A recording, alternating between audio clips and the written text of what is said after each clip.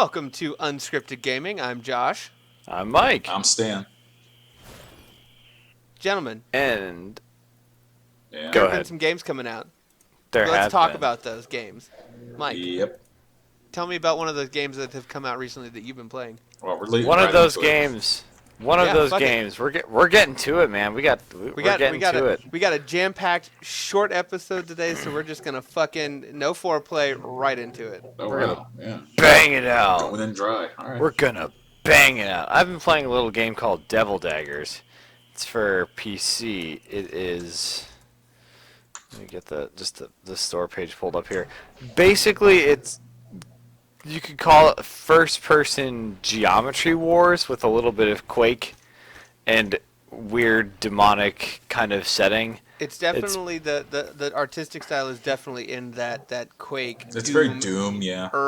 Era look to it. Yeah. Yeah, I mean, and just the movement. I mean, you're flying around the map. You're kind of dealing with waves and kind of there's a certain rhythm to, okay, you know that this guy is going to spawn in at 40 seconds, and this thing is going to happen when I get a bunch of these. Oh, they're set And- spawns? Mm-hmm. I Yes. didn't know that. Okay. Yeah, and it's super fun. It's a really cool game. I'm trying to find the exact. It is currently $4.99 on Steam. Yep. Yeah, it's just like $5. I mean, it's a very like kind of leaderboard and personal high score driven game, and it like when you finally break through and have a really really good run, it's super fun. It's just really frustrating because you can't quite get back to that high score. It's one of those. Because it can get really crazy. It's a game about threat management, and Yeah. the developer here, his name is Johnny Chidoni, and it's a very small project. Just other kind of cool things here, so it tracks friend leaderboard, so I can go and watch Josh's like high score replay. I can just download That's it and cool. watch it. You Yeah, can it's also do real. that globally too. That's really You can find whoever has the highest score, you can go in and watch their high score run. You can just click it and it'll run it in game, and you can watch them do it. And I think currently there's like one person and the developer who keep kind of going back and forth between high score. the top score on there. Yeah. Yeah. It's a super cool game. Yep. And it was, I just want to do one more. It's the ultimate one more run game. Yep. Yeah. I And love it so some much. reports have said, It's and great. this has been unconfirmed so far, but that there are something like 11 bosses in the game, Yeah. and that the top player currently has only seen one of them. Really? So there might be a lot more. To Yeah, do. I don't. That sounds I like have a no long idea. game. As someone who's made it about 75 seconds is my personal best, and the That's it? The global's like 800 seconds. Come on. Wow. Yeah, it gets brutal fast. It's That it's blows a my game that mind. it's very much That's a a high hockey ramp. stick ramp up and just like Oh yeah. up and up and up and up and up and up. Like exponentially I watched quickly. a bit of his replay, and around like 90 seconds, I'm like, oh okay, there's no way I can ever do that. That's impossible. Like, And good yet he Lord. goes on for like 700 more after that. That's a super fun game and is absolutely worth checking out. You say I'm that probably game gonna is skip super it. fun. Mike, would you say that game is super hot? That was a dumb transition. That wasn't his Oh, my- worst one. I want to bring that up. That was not his It was worst one. it was so forced. I- But yes, we've also been playing a little game called Superhot. Super hot. And hot. Superhot is a Kickstarter game. Was it? No, it was not a Kickstarter game. Yes, it was. Yes, it It was was. made, So on, here's- it was made here's on a the game jam, then it was a Kickstarter. So it started out as So a it's a 7-day game Kickstarter jam. They made a game. Shut up. prototype. From that, they then kickstarted the project to flesh out the game, which has now been released. And their Kickstarter was about It's taken about a year from the time they launched their Kickstarter to now. I think the Game Jam was in 2013. They started the Kickstarter in 2014. Game came out just very recently. So it's been a pretty tight turnaround process for this small, I think, Polish team, if I remember correctly. Yeah, and it's the if you watch, a bit of, a trailer for it, you'll immediately get the concept and, basically what that game is. The main mechanic is that time is slowed to a crawl when you're not moving, and really only moves when you move. So it's more of a puzzle game almost than in like it's like the exact opposite spectrum of like something like Devil Daggers, which is just like pure first person adrenaline, and this is it's very about You're very calculated when you're playing. exactly. And depending on what mode you're playing, if you're playing through the story, you're going through a set of corridors that have been carefully planned out with specific situations that they kind of hint of. You're actually watching some video of it now. You may have seen some. I played a few rounds of some of the early story to kind of give you a sense of what's going on, because there's some very simple text box and story at the beginning, but then it kind of sets up each scene, and those are set up in a certain way, so you're kind of trying to logic your way through it, Yeah. and finding the most optimal route to not get dead as you try and kill all the red mans. Yeah, the game is basically just dropping you into different little scenarios that you can kind of interpret that, oh, this is like some kind of backroom deal gone wrong. Oh, now we're in an elevator. Oh, we're on top of a train. So a bunch of like kind of action scenarios like that. And man, that game is really cool. So, I want to bring up a couple things. One, Josh, this is the second Kickstarter game we've brought up that you've loved. Hey, I've never said that I had a problem with Kickstarter. I say Kickstarter's a good thing, and I say Kickstarter's have more. I'm just saying you got to be careful. All right. I'm not saying two, I'm not going to. Hell, this one I wish I would have backed, because we'll get to that in a little bit. Yeah, we will. Yes, we will. Two, I do appreciate that this game, was a indie game that they just said, yeah, let's make a full game out of it. I do want to say that this game, in my personal opinion, I actually got it today and I'm almost finished with it. You can beat the game in about 2 hours. Yeah, real quick, at time of Yeah. recording, Mike and Josh have both played and finished the game. Stan is probably about quarters, if not 8/10 of the way through I'm about the game. 10 to 15 minutes away from beating the whole damn thing. And problem number one I have is it's $25 and you could beat it in about 2 hours. Now, what Josh was saying that he wished he backed it, if you backed the game, you could have bought the game for $15 as a backer. The game was also delayed by, looks like 8 months. It was supposed to be delivered June of 2015, but came out February, so it probably hit some snags. But that's all right. So I mean, at least I think the mantra of unscripted gaming has always been play take your good time, games. make it good. Yeah, so I have no problem with delays per se, because as long as we're getting a good product and not something that's broken and rushed, that's totally fine in my opinion. Yeah, that's fine.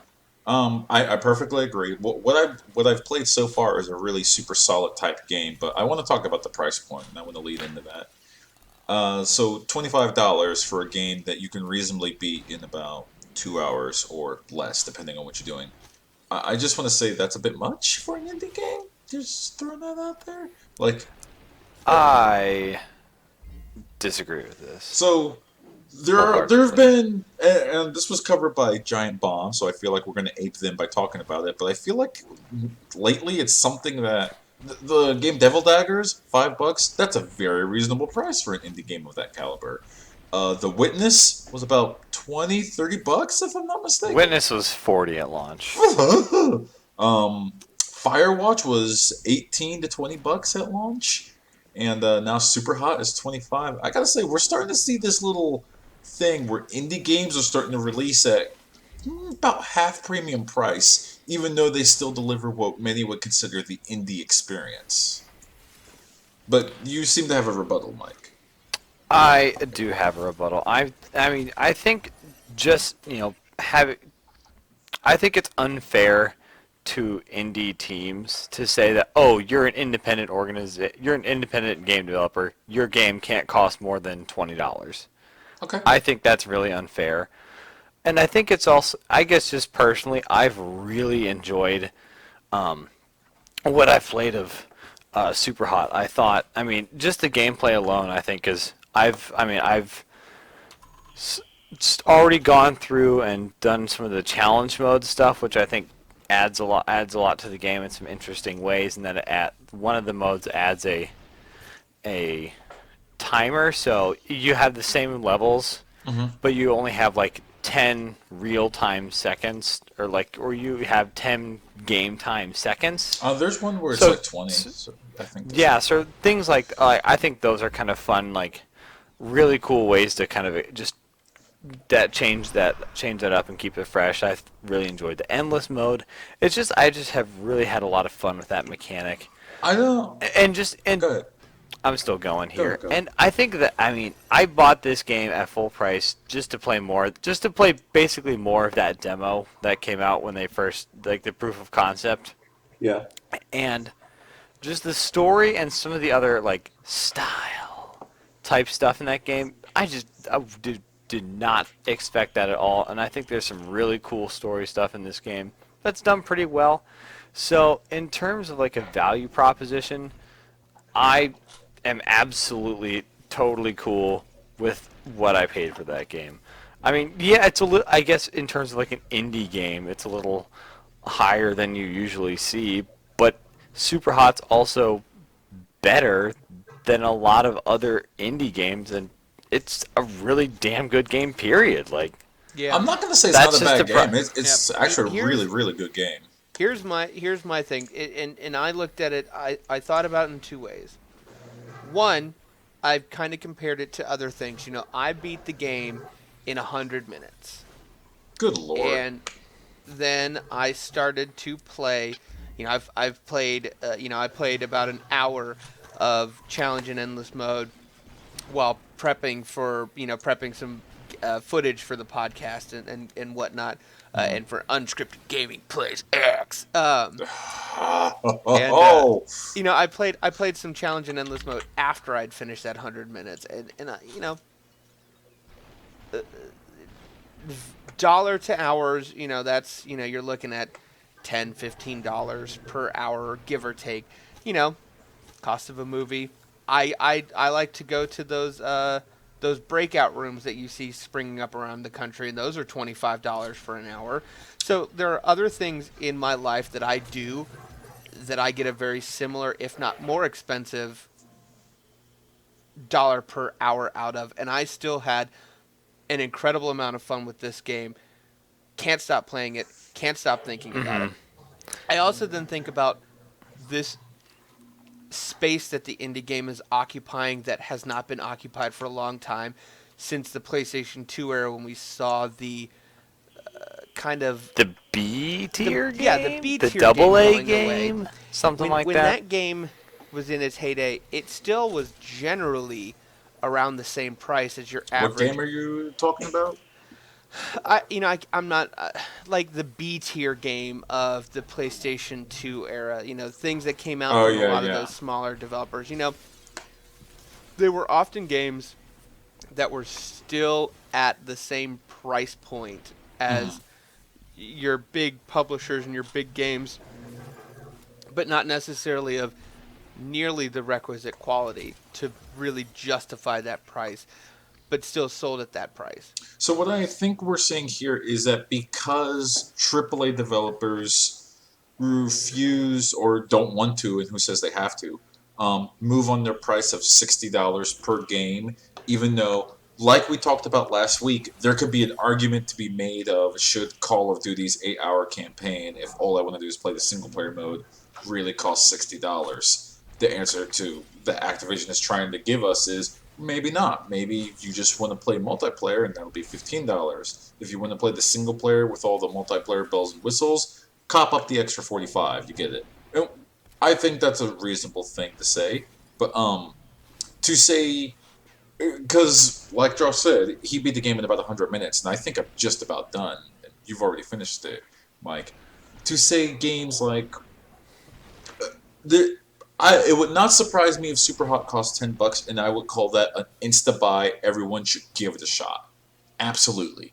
But me personally, I am not seeing the value for $25. It comes like to the same argument of when Metal Gear Solid 5 Ground Zeroes came out. Should that game have been $40, even though you could beat it in, as Josh said, 100 minutes? Yes, you could do a lot of extra things. There's a lot of extra different challenge modes added to it.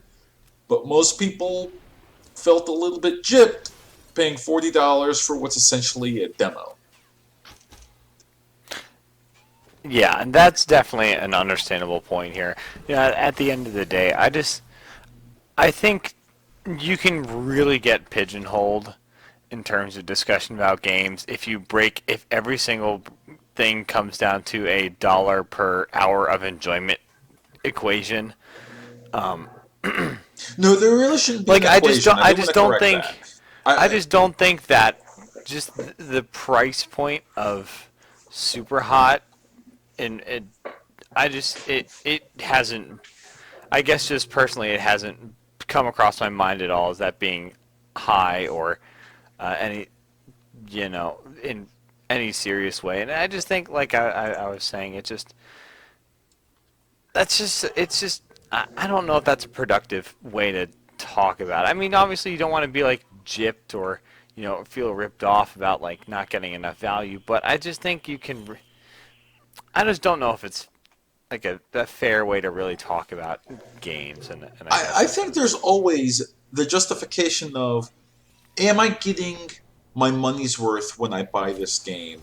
A lot of people made the argument when the game The Order 1886. And just for full disclosure, one of my very good friends I went to school with worked on that game. He doesn't work for that studio anymore, but just throwing it out there, just so if anyone comes at me with like I'm biased about it.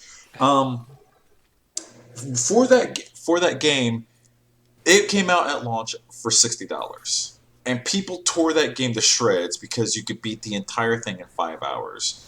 Granted, it had no challenge mode. It didn't have an endless mode like Superhot did. But even then, would that have extended the gameplay? I don't know. Would it have justified the $60 price tag? I don't know. Some people are just dissatisfied with games that you could beat in a weekend that they have to play a decent chunk of change for. In my personal opinion, and this is just me speaking, I am enjoying Superhot, and I really, really think it's a very, very good game. Really, really good game. I do think $25 is a hefty price tag for it. But and that is completely subjective too. For It is some subjective. some people that's going to be a completely justified purchase and a wonderful use of their time and money, and for other people it's not. And Like, for me, I have a counter question to that before you go on, real okay. quick. If the game costs $40, would you say that would be too much? I'm just trying to find you guys' limit. Personally, yes, I would not pay $40 for that game. No, not even knowing how long it is. Let's say Mike said, Josh, play this game, it's really good. And Mike is perfectly okay with the value proposition of a game whose single player mode can be beaten in about 2 hours. You say, okay, Mike said this is a really good game. You drop $40 on it. You beat the single player. It still has its challenge mode, still has its endless mode. Do you think you would have gotten your value for $40? I think that I would spend a little more time playing the challenge and endless modes just to make sure that I was getting that value. But, it's one of those that if somebody like Mike is giving me a recommendation and saying, yes, you need to spend money to get that, I'm going to believe that that is something that I need to experience. And No, you've I given have me to. your answer, and it's a good answer. I have to. And I At I that want point, to I have to reverse it to trust that Mike. Mike knows I'm a cheap bastard. and I guess I just thinking. I mean, yeah, you don't. I don't hear a lot of. This is a kind of a apples and oranges kind of point here, but I mean, I don't hear a lot of times other forms of media like books or film, really being judged in terms of I guess a dollars to hour kind of ratio. They really are, though. They So are. I just think it's. I mean, not as severely as people talk about games, though. I just Uh, think I it's think it's a strange way to just kind of. I mean, like I've said before, obviously you don't want someone to feel like ripped off or slighted, right. but I think I think you can get kind of you can I guess deem a game like devalue a game or deem it bad Hmm. because of maybe a price point you didn't agree with without really experiencing that game. And I just think that I think a lot of times we can get caught up in a pricing discussion versus the yeah. actual merits of the game Well, itself. and I think a here's pricing my discussion is a valid discussion to have, though. Well, here's It my is. last point. That's it is a valid discussion, but at the end of the day, I think people. It's like a lot of people's criticisms of The Witness, for example. Like, as I bought that game full price, and I've absolutely loved it. But there are a lot of people who just kind of wrote it off as I can't believe they're charging $40 for that indie garbage without even having touched it. And Or it's like $40 for I a don't think it's puzzle fair game? to do that for things like that. And it's And like here's the last point that I'll make is I think we do need to continue to have a discussion always about is this game a good value for money, because most gamers have to make that decision, have to be careful with what they spend, as any consumer does with any product. But I think we as a community, as gamers, have this notion in our head that price equals length Well, in some way or another, and I think we really need to get away from that, because it's not about the length anymore. And I think because of the explosion of the indie series, the resurgence of that kind of B tier game, that single double A game, it's more of, are you getting your money for that experience? It's not yeah. necessarily about length. And they could have made Superhot 10 hours long and expanded the story, but that really wouldn't have done it any good. The game, yeah, it could have probably benefited from maybe 6, 12 more levels, but like it didn't overstay its welcome with the mechanics that it had, because that could get stale pretty quickly. Oh, I agree with you. So I think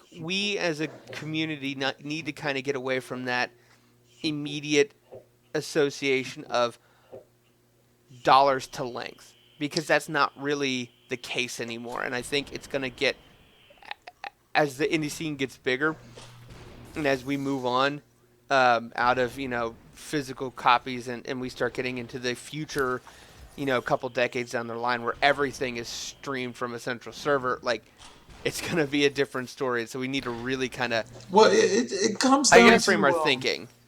I guess just I have one final note on Yeah, this. go for it. I just don't want to live in a world where the greatest video game of all time is The Witcher 3 purely because it has the best dollar to Hour ratio. hour ratio. Like I just don't agree. I mean, I by, just think by that's that would be like a free-to-play game, because you technically didn't have to pay a dime to play the game, and you could play it like, yeah, and endlessly. that I just think that's not a. I just don't think that's a very productive way to take a look at games. Yeah, And, No. it's and really talk just about that the conversation about value kind of has to shift. Well, it's a slightly. capitalist conversation. I'm about to spend this much money. Let's pretend from the point of view. Okay, let's be 100% honest. Mike, Josh, me, we all have disposable income. That's why we can just spend money on like random games. What about the person that's like only has $25 and they buy Superhot? Did they get 25? They pretty much beat the game and they've experienced everything they need to experience in the weekend. Or could they have bought like Duck Game, Undertale, and Tomb Raider, the definitive edition, all of which I bought 2 weekends ago for less than $25. So that's where that capitalist question comes from of, am I getting the most value for my money? And I would say with Superhot, I personally don't see the $25 being there. I see $10 being there. Maybe 15. Yeah, I would give it a solid $15, but And I think, yeah, in response to that, we live in the YouTube age where there's hundreds of hours of gameplay footage before the website link is even live. So yeah. I think it's easier now than ever to go out and you don't just have to rely on, let's pull up the Game Informer. Ye olde ye scroll here. There's tons of footage to watch for you to make that judgment yourself. And honestly, like, if that's a value proposition you really don't agree with, put it on your wish list and just wait. Yeah, definitely wait for a Steam sale. That's my ending point. If you don't, I was really excited about this game and I wanted to pick it up as soon as it came out. It kind of actually snuck up on me. But people have backlogs. Just if that's not a value proposition you agree with, just put it on the wish list and wait until it comes into something where it makes more sense for you. That will actually be my ending point. You should definitely play Superhot, but wait until it goes on sale. It is definitely worth playing once it goes on sale. But this conversation is going to mean that if it means that we're all better informed consumers, I think that's a good thing. Yeah. There's nothing wrong with the consumer having more information before they make a purchase. Right. And get that information from a bunch of different sources. Listen to people that, generally, that you don't have to agree with them on every point, but they kind of align with you and just don't listen to asshats. Yeah. Yeah. So just I'm going to pour some more fuel onto the value proposition fire here. All right. So, this is rumored. It hasn't been confirmed. Rumored. No Man's Sky, $60. Okay. Doesn't surprise me.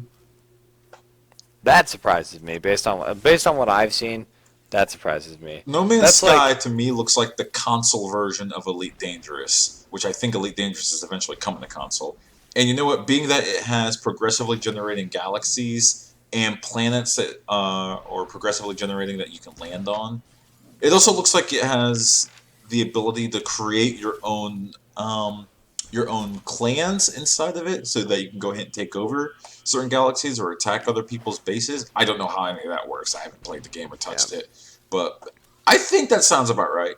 Honestly, given the scale of that game and what they're attempting to do with it, I'm honestly surprised it's not more. But obviously. Also, I got to give them props. 13 people are making that game.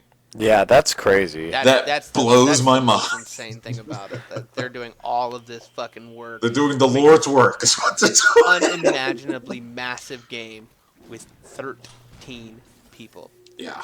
I can't put a group presentation together with 13 people in a reasonable amount of time that looks that good. Like, fuck. Right? Let alone a server where it's going to be progressively online at all times. I mean, it's almost one of those things you're just waiting for it to fail because it's too good to be true. And there are millions of planets, and all of them are going to be unique. Like, man, I really appreciate those guys, but fuck those guys. Yeah, I just really hope that, because they talk about, it's, going to be procedurally generated. I've totally derailed this conversation. I'm so sorry. No, that's fine.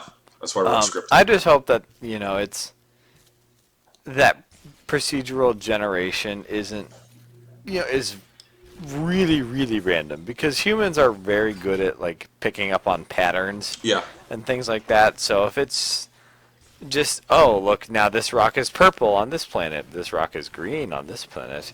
Oh, no, if it's going to be procedurally generated like Elite Dangerous was, it's basically the first person to find this area of the galaxy, that's that permanence area, and everyone can go visit it. Like in Elite Dangerous, once you find a new solar system that no one's discovered, you yourself can name the star of that solar system, which I admit I did spend 5 hours of that game trying to find a new solar system.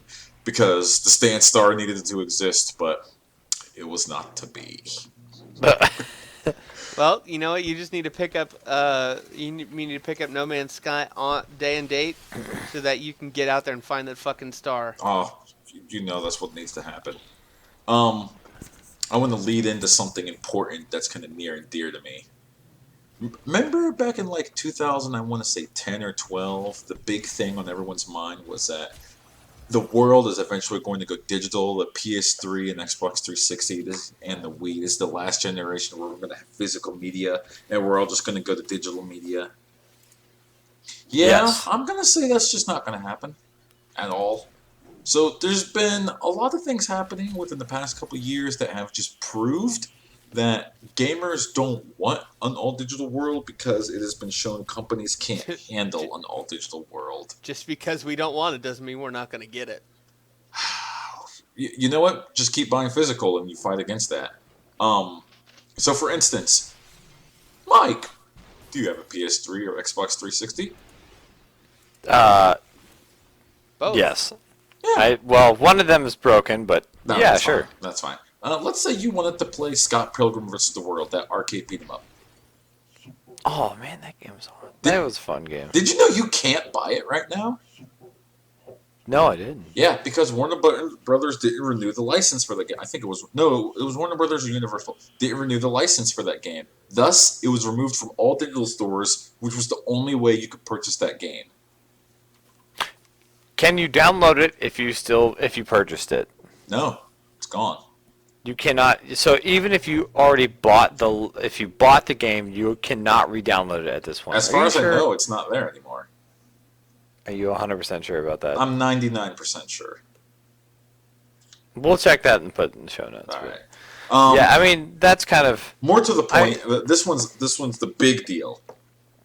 Josh Moore, Yo, have you ever played PT? I have not. Never cared to. Let's say you got a wild hair you got in the Silent Hill series and you wanted to play the original PT for the PS4. I don't. Did you I know don't you really can't? like Norman Reedus. Yeah, I know you can't.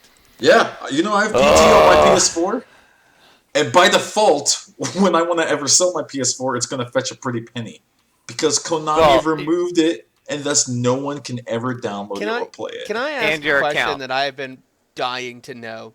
Yeah. Are people pissed and just having this like really fucking overblown remembrance and love of PT, or was it really that good that it's like the second coming of Jesus and it's causing like PlayStation to go for a higher price because it's horror on there? game wise, it was actually a very solid game. it's pretty cool. Okay, I just wanted to know because I heard all this hullabaloo. I was like, but is it really that good, or is it just that everybody's like, from the standpoint of a horror game, it does everything right. It scares I you. can't have it, so now it's amazing. No, it actually scares you. It zigs when you think it's gonna zag. The way you beat it is not the way you would ever imagine to beat it. You're actually just better off looking it up online because it will take you about 3 hours to figure out the puzzle that it is to beat the game. And then you got that stinger at the end that said, by the way, it's Silent Hill.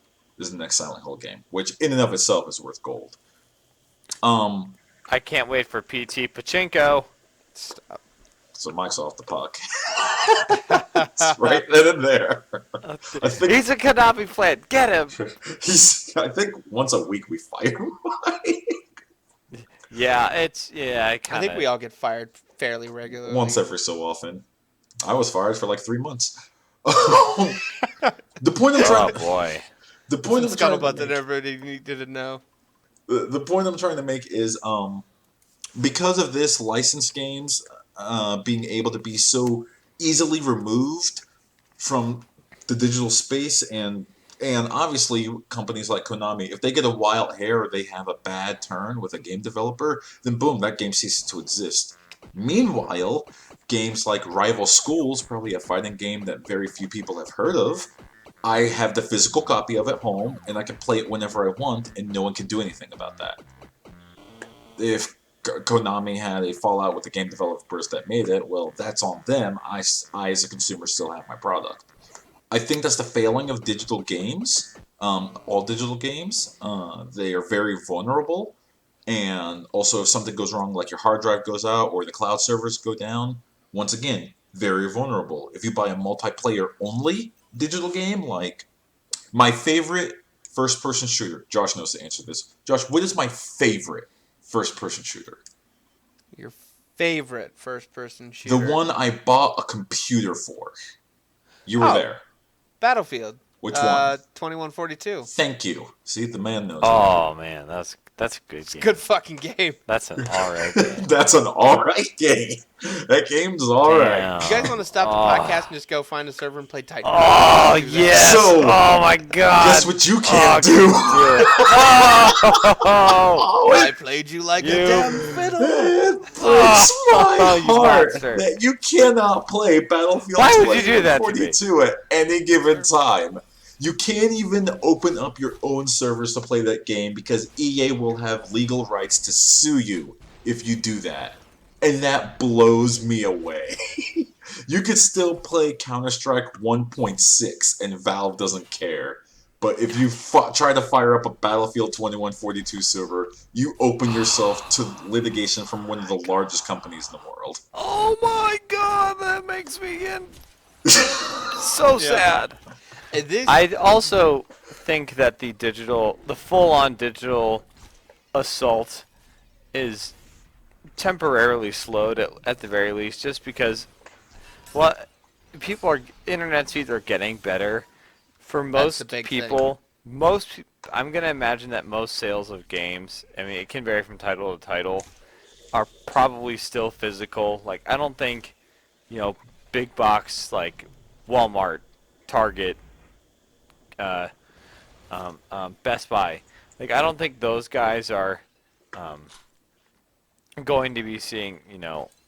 I don't think they're sweating it too much. I mean, obviously, you've heard things here in the past, but I think for a lot of people, there just isn't the capacity to, download every single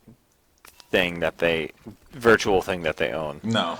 So I mean, and at this, I mean, it's obviously it is something that kind of needs to be addressed, and not just in a consumer protection kind of way. I mean, obviously that's important, but just kind of like historically, like Yeah, in- some like, companies, looking some of back the on larger games ones like just that. do not care about the historical archive of their game.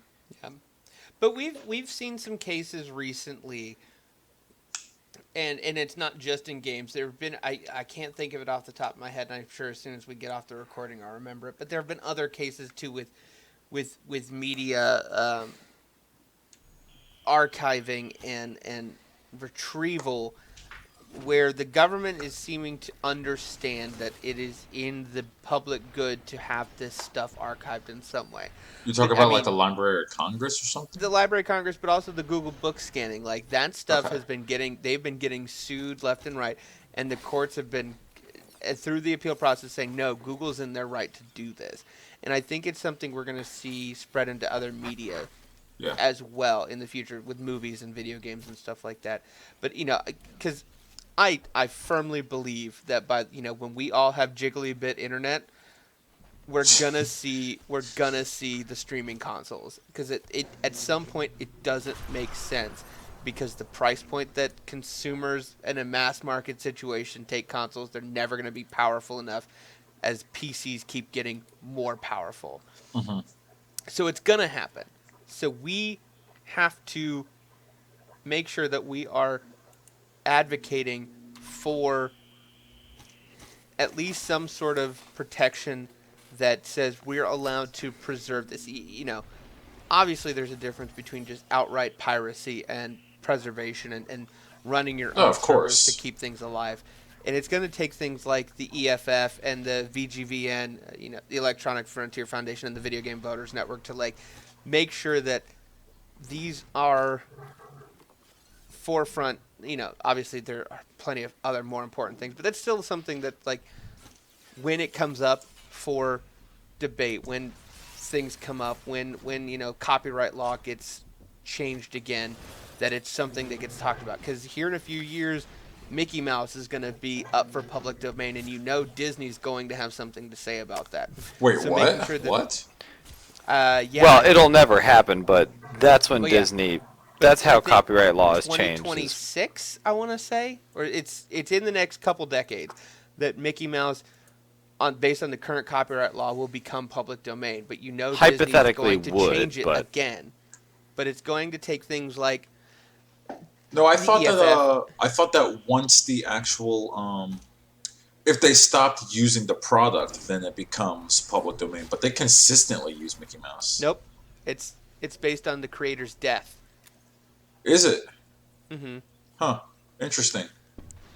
Or it's like original release and creator death. There's different stuff. It has nothing to do with when they last used it. So 75 years after creator's death.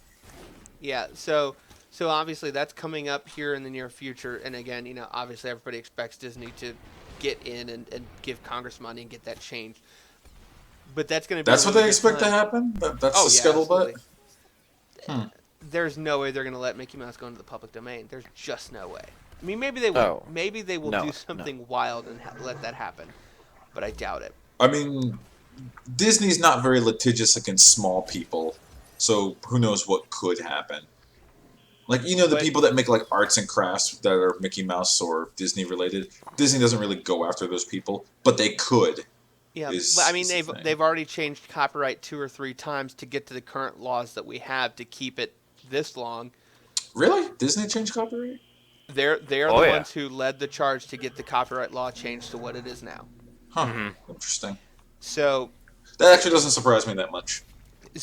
that's going to be a really good time for us to get involved and say, hey, yes, we know that this is copyright law, but let's look at it through a different lens to make sure that it doesn't wipe out this opportunity for us to archive and historically preserve this era of gaming and the future of gaming, because I mean that really is gaming's future. So making sure that we are future proofing that. So I mean that's obviously that's a few years down the line, but it's really something that we need to be thinking about and talking about. Bring back 2142. Oh my god. Yeah, that was also so good. hashtag bring back 21. Oh my god. That was such a good game. Seriously, Hey, you know EA. You know what? Like you could shoot the pods and then go up on the ship. Oh my god, Titan mode was Leading so the assault cool. on a Oh my Titan? god, it was Guys, so guys. cool. So Max! they were Josh! talking about Max! Battlefield 5. What if it was Battlefield 2145? How about the next Battlefield is supposed to be based on World War One? That's not going to happen. No, that's exactly what's going to happen. It's not. You There's see, no way. you see, Yeah, Titan you mode. haven't- that's actually true. No, I've seen it. I've seen them talk about that. EA's not ballsy enough to make that boring ass game. No, Mechs can't be powered by mustard gas. That's not true. What? That's not. That's not Here's not my possible. thing. I think Nuh-uh. the World War One time frame is very interesting, and I think it could make a very, very great, single player game. But like but they Valiant didn't Hearts or have something like defibs that. in World War One. It will make a terrible multiplayer game. So right now, Forbes magazine is reporting it's supposed to be set in World War One. And I don't know about you, but Forbes is a reliable source. I think they're wrong. He said, I think they got it I wrong this time. I they think got it wrong. there's I would much- 0% I'd chance much that rather them happens. make Battlefield 2145. Dollars Oh, to me and you donuts both. to Me and you both. Other stuff, but I would. 21. But hey, getting all you know excited. what? Here's the thing: if they did do Battlefield 5 in World War One, we can still have Titan mode because you can have fucking dirigibles be the Titans. No. I mean, he's thinking. Let the man dream. I'm That- trying to be. I'm trying to find a positive. That gave me Fox Die. I can't do this anymore. You know what doesn't give you Fox Die, Mike? Following our social media. How can you do that? Ooh, there we go. That Got wasn't it. bad. What are those websites again, Josh? Well, if you go to Facebook.com, you can find us at Unscripted Gaming, Twitter at Unscript_gaming, and you can subscribe right here on YouTube to get updates every time we post a video, either the podcast or Unscripted Gaming Plays X, our newest video feature. Cool. Oh, man, I have too much fun. But I My think that's going to goodness. do it for Unscripted Gaming today. That sounds good. Yeah, I Alright. think that's it Alright. for today. Thank you so job. much, gentlemen. I'm Josh. I'm Mike. I'm Stan. Peace. Play good games.